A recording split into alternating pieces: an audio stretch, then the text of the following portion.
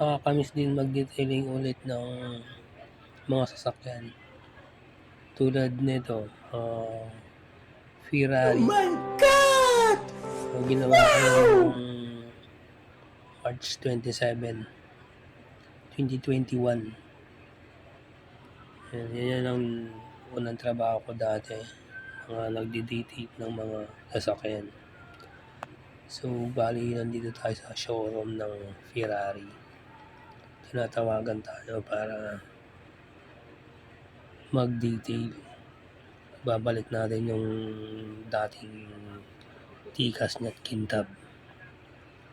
Yan yung kasama ko, si Arat Go TV pala. Paki-follow na lang tsaka subscribe. Yun lang, yan yung mga memories natin sa mga nakarang trabaho natin.